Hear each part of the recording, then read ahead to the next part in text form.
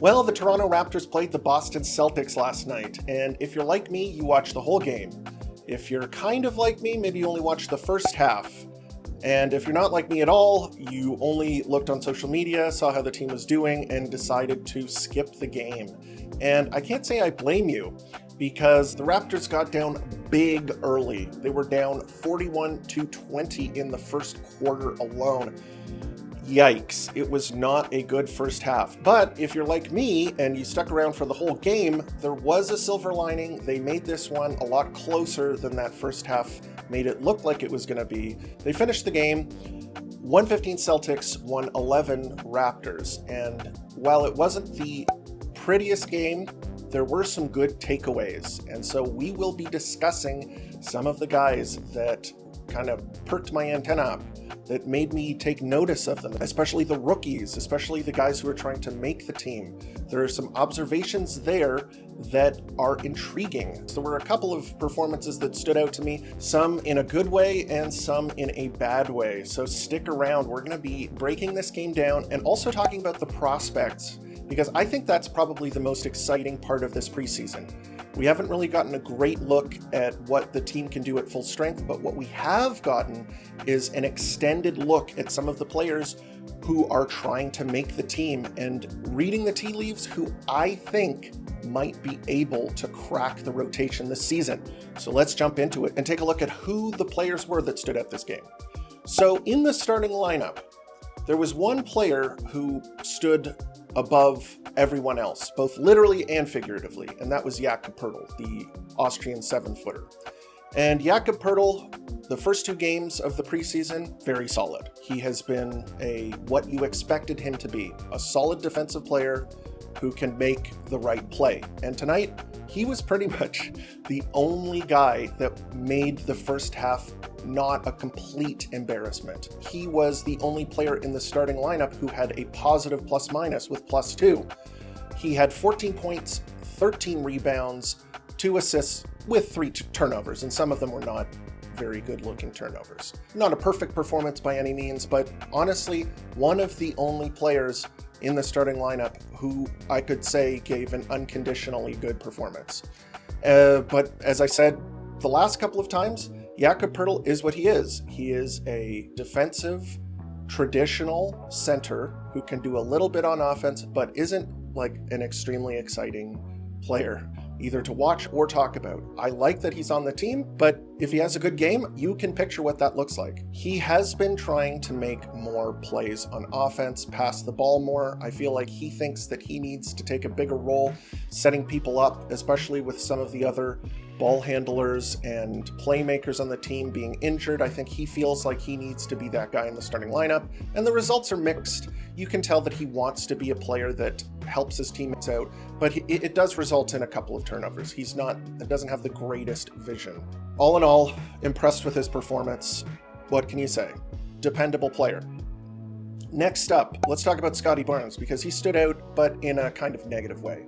He had the lowest plus-minus on the team with -27, and while I don't think he was that bad, he was not very good. He had 10 points on 10 shots, which isn't great, but it was more than that. In the first half, it just looked like he was kind of sleepwalking through the game. I think he was a little discouraged by last game where he shot 0 for 5 from 3. He only attempted 1 3 this game and he missed it. He had 4 turnovers. He was also being tasked with guarding Peyton Pritchard in certain switch situations. When there was a bit of a scramble, he would be put on Peyton Pritchard, and it didn't go very well. Peyton Pritchard is quicker than Scotty Barnes. He used screens and step backs and all sorts of the bag of tricks that guards use against bigger players, and it all worked. His shot was going. Preseason Peyton Pritchard is a real thing, and Scotty Barnes didn't do a good job when he was tasked with him. And just overall, I think especially in the first half, the effort, rustiness, whatever you want to attribute it to, he didn't look very good. In the second half, I think he tried a little bit harder. You could tell that he was trying to put his foot on the gas pedal a little bit more, blow off the rust, get more engaged, and he did look a little bit better in the second half, but overall, I would say a poor performance, especially from a player that you expect to be carrying the load on the offensive end. Next up, we'll talk Davon Mitchell. I thought Davon Mitchell had a poor game. I mentioned it the last time the Raptors played against the Washington Wizards. Point guards, lead ball handlers. I think Scotty was the lead ball handler in this game. It's debatable, but Davon Mitchell is definitely a secondary creator. And for your secondary creator, a guy who's playing 25 minutes, so one of the highest minutes loads in this game, to only have 2 points on 1 for 4 shooting, that's just, you're not putting enough pressure on the defense. Guards have to score. In the new NBA, you cannot just be a passer. You have to put pressure on the defense. And you can tell that he's trying to make things happen. He is trying to set up his teammates, but it goes beyond that. You have to make shots. You have to be more aggressive. And on offense, he's just not doing that. He had 3 assists and 0 turnovers, which in 25 minutes isn't anything to write home about. I think his defense, I've praised his defense so far. Did not have a very good defensive game last night against preseason Peyton Pritchard. Peyton Pritchard went off in the first half, was draining threes, was getting separation from Davon Mitchell and letting it fly and ripping the cords. He was on fire, and Davon Mitchell was not making it hard enough for him. I noticed he got caught on a couple of screens trying to go over the screen and getting caught up on that screen, and Peyton Pritchard was able to knock the 3 down. So yeah, not a good night for him. Moving along, there was another good performance, I believe, in the starting lineup, maybe not a blow the doors off performance, but a solid performance from Ochai Agbaji. He is slowly but surely impressing me little by little. I need to see more from him in the shooting department. He only attempted 1 3-point shot, which he missed, but, and there is a but, he did play quite well defensively. In the second half, he was the one to pick up Peyton Pritchard, and because of that, the Raptors started to slow down the Celtics offense and chip into the lead.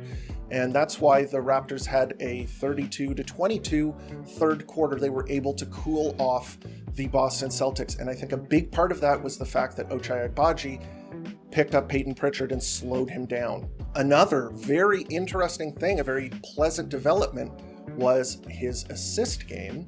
And he had 4 assists in the second half to none other than Grady Dick on his 3-point attempt. So it was a Jayhawk connection. The 2 Kansas boys were hooking up and making things happen in the second half. I think Agbaji played a smart game, and if he can hit his threes, I think that he would be my choice right now to start the first game of the season.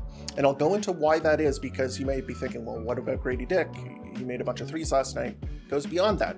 One thing that I've been impressed with, and especially when you're considering and you're looking at Emmanuel Quickley, RJ Barrett, Scotty Barnes, Jakob Poeltl, what you want in there is a player who can shoot and also play defense. The Toronto Raptors need a perimeter defender in that group who you can put on the other team's top perimeter player. I think Ochai Agbaji can do that. And that brings me to my next point, Grady Dick, who turned in probably the most mixed performance of any player last night. Grady Dick finally had that game where he popped off from 3 and banged a bunch of threes, most of them coming in the second half, all of them coming from above the break, which is a huge development.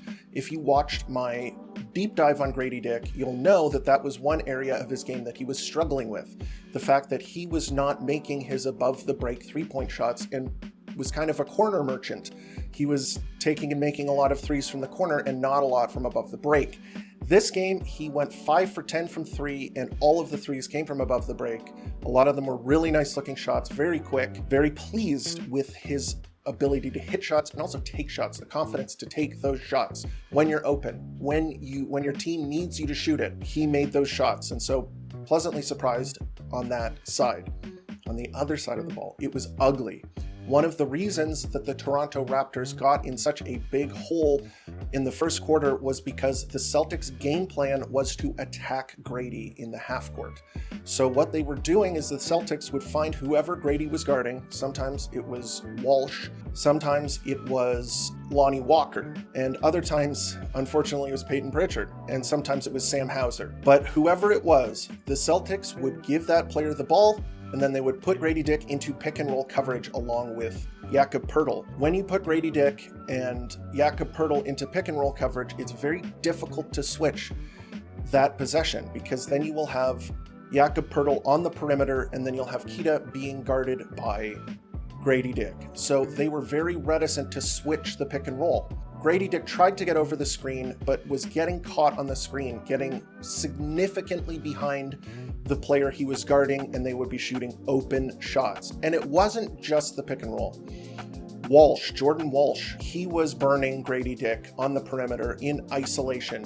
And when it comes to the Toronto Raptors defense, I've mentioned this a couple times before, they are playing aggressively. They are trying to get up into guys. And when it comes to players like Jamal Shed and Davon Mitchell, it makes a bit of sense because they are very quick, they have good hands, they have good lateral foot speed, they can stay with guys. When it comes to Grady Dick, if you have him right up on a guy like Jordan Walsh, or really any NBA caliber wing, they're going to have the explosiveness to blow past him. His foot speed, his lateral foot speed isn't that good. He gave up a number of straight line drives to the basket. Walsh had a number of dunks and layups. It was not pretty. He needs to put in more effort on that side of the ball. And now we get to kind of the exciting part, because if you look at the plus minuses, they kind of tell the story in this game. The starting lineup was all underwater, in the negatives, with the exception of Jakob Poeltl, but the bench, a lot of them were in the positives. So we'll talk right off of the bat, two guys that I think really brought it, and they are guys trying to make the team. So the two other stars this game, two guys that I think turned in just good performances, were Jamal Shed and Jonathan Mogo. We'll start with Shed. Very impressive performance on his part. He had 14 points on 4 of 9 shooting. He made a 3. Hallelujah. It was his first made 3 of the preseason. Great development. As I've railed again and again, small guards in the NBA need to be able to shoot the ball. Pretty much any perimeter player needs to be able to shoot the ball in today's NBA. So that's something that is a very nice development, but he needs to get, he needs to be even better than that. He shot 1 for 3 from 3. He needs to, those are rookie numbers. He's got to bump those numbers up. He also had 5 assists and only 1 turnover. But the most impressive thing to me was the scoring, because as I mentioned with Davon Mitchell needs to put more pressure on the defense.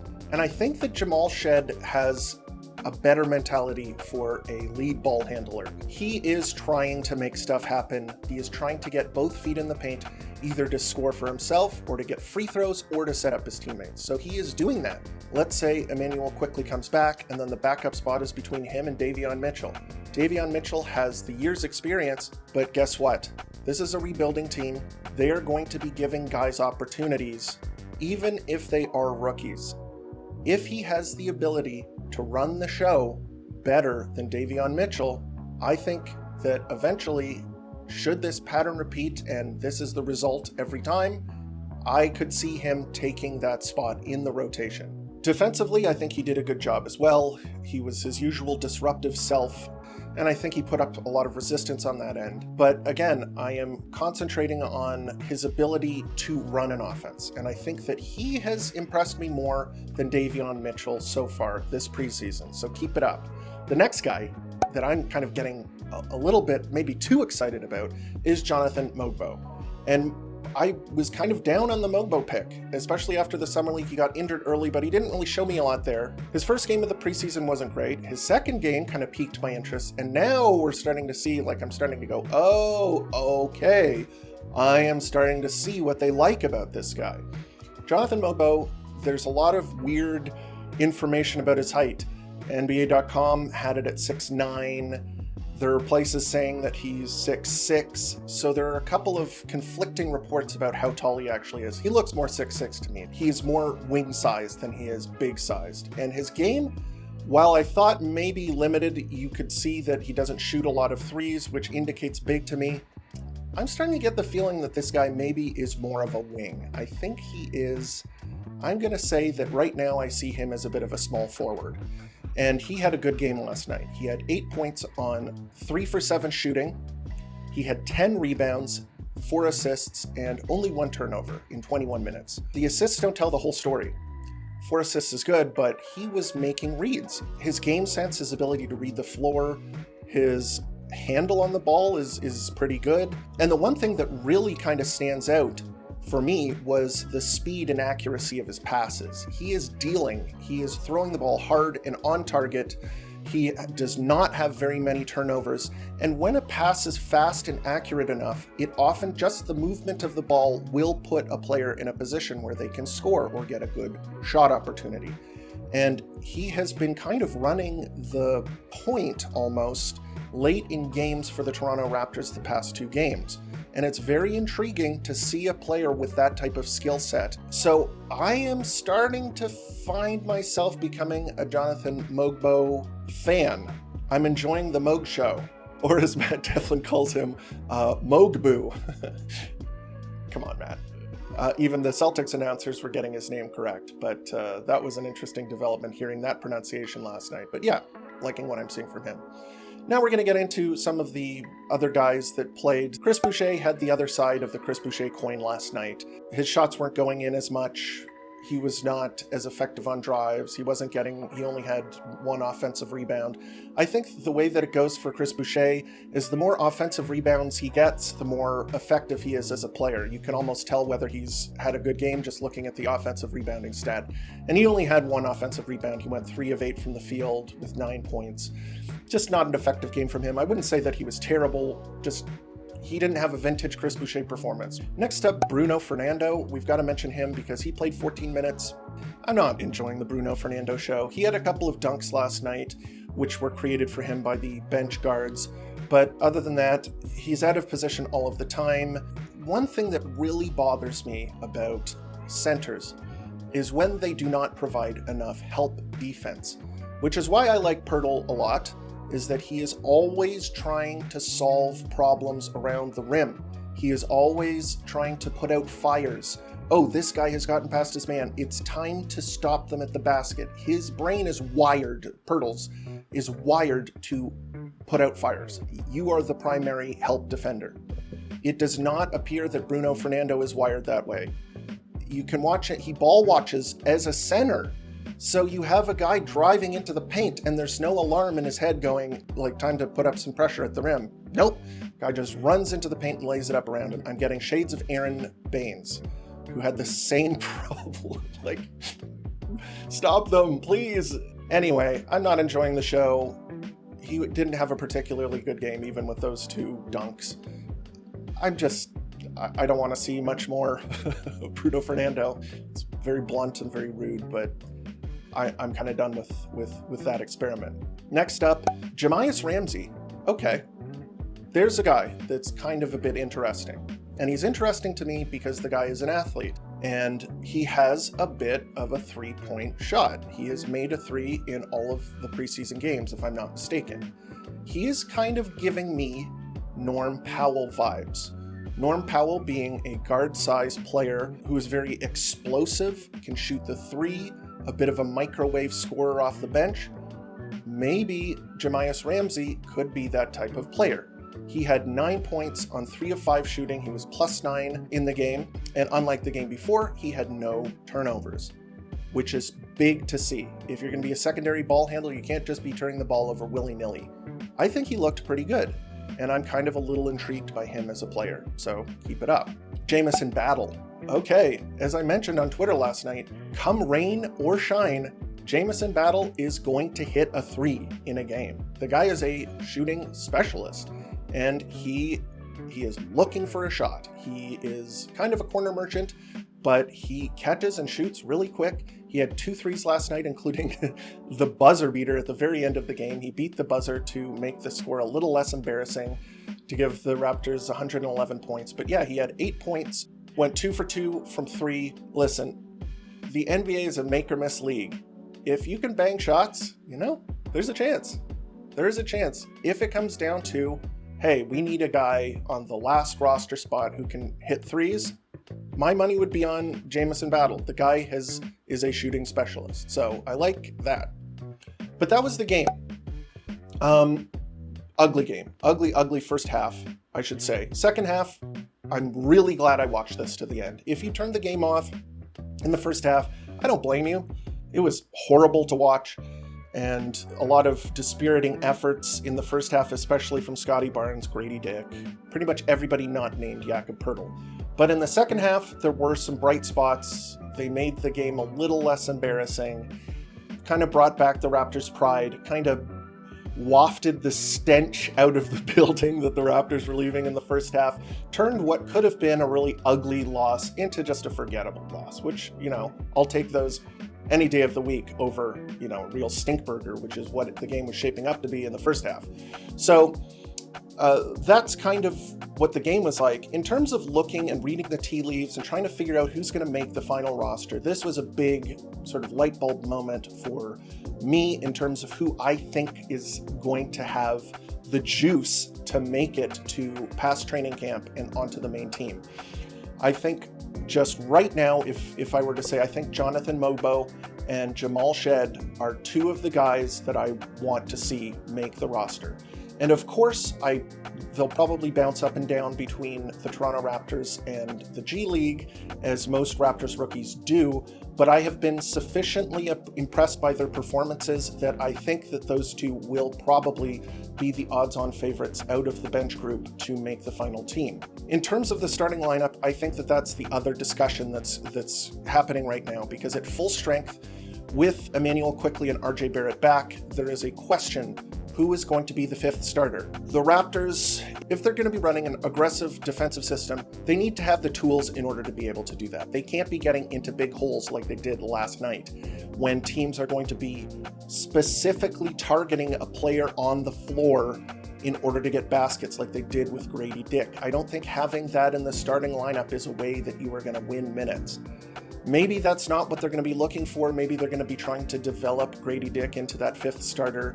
But if you're to ask me from a competitive standpoint, I would put Ochai Agbaji there, and then have Grady Dick come off the bench as the focal point, as the guy who can come in and bang some threes. That's how I would view it. But credit to the Boston Celtics second and third stringers. As for the Raptors, yeah, I'd like to see them put up more of an effort. They will be playing the Boston Celtics Tuesday in Toronto, so going to be interesting to see how they bounce back from that, whether Immanuel Quickley is going to be playing, because the Raptors have hinted that he might be returning for one of the final preseason games. And if you're playing at home, I want them to pick up the defensive intensity, pick up their intensity overall, and play a better game, especially in the first half. So yeah, that's about it. I'm glad you watched to this point. If you got to this point and you haven't already, please like and subscribe. It really helps the channel grow and puts it into your feed more. And as always, thank you for tuning in to Raptors Report, your source for in-depth Raptors content.